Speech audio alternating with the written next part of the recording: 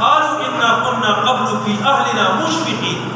من خپل اهل کې په خپل خاندان کې په خپل کور کې دی الله نه صح یریدون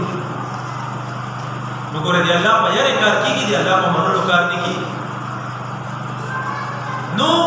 په قرآن کې دا یو شرط ده تشویق د قرآن نه دی ګوره دا په تش الفاظ دي صحیح ده دا د قرآن معنا او مقصد هم زده کړو ته یو لوی شیخ القرآن په قرآن باندې ته الله پوهېږي خو دومره ده چې دا په دې قرآن باندې عمل نشته په دې باندې دا تزکیه نفس وشي الله ویلي دي په قرآن کې چې زنا مه کوه ته سره د شیخ الحدیثۍ سره د شیخ القرآن ته زنا کې دا عمل ده په قرآن دا تزکیه نفس چې په دې قرآن کې موږ نه کېږي وجه هم ده قسم نه کبله وجه شته وجه هم دا ده حالان کې صحابه کرامو ګوره د هغوی وجیبه شه د فاروق اعظم بارې کې رسي چې د 12 کاله کې سوره بقره زده کړې 12 کاله دا داسې نه وایي زده کړي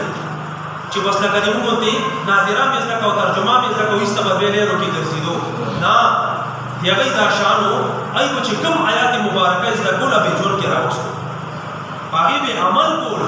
صحابه کرامو چې په قرآن تزکیه نفس شوې ده او هغوی الله د ټولو نارواو کارونو نه بچ ساتلي نو وجه دا ده چې هغوی په قرآن باندې معمولې لګولې وي خو په قرآن یې عمل کول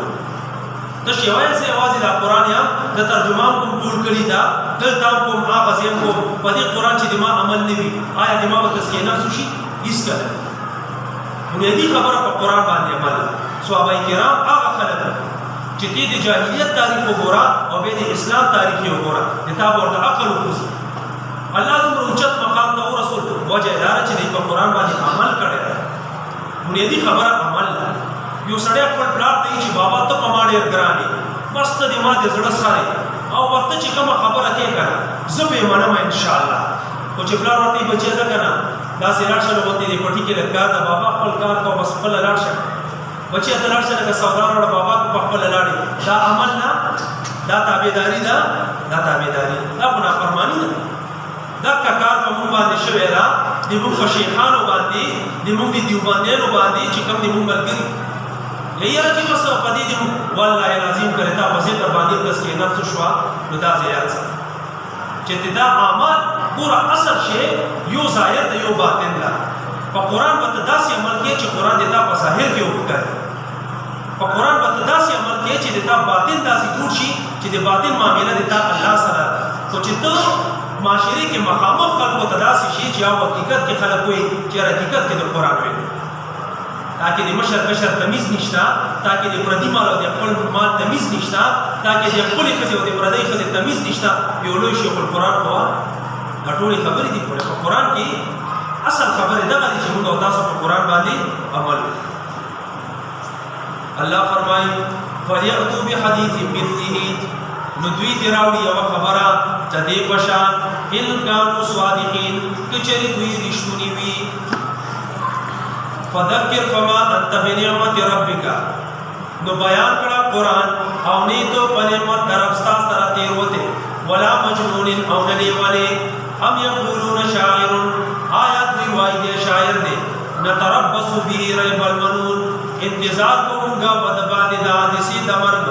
قل اے پیغمبر ورته فرمایا تربصوا انتظار کوئ فإني معكم یقینا زه تاسو سره من المتربصین د انتظار کوونکو نه یم ام تأمرهم احلامهم بهذا آیا حکم کوي دوی ته عقلونه د دوی په دې باندې په دې خبره باندې ام هم قوم طاغون بلکې دوی قوم سرکشان دي ام دلته کې په معنا دی بل نه ام هم قوم طاغون بلکې دوی قوم سرکشان دي ام یقولون تقوله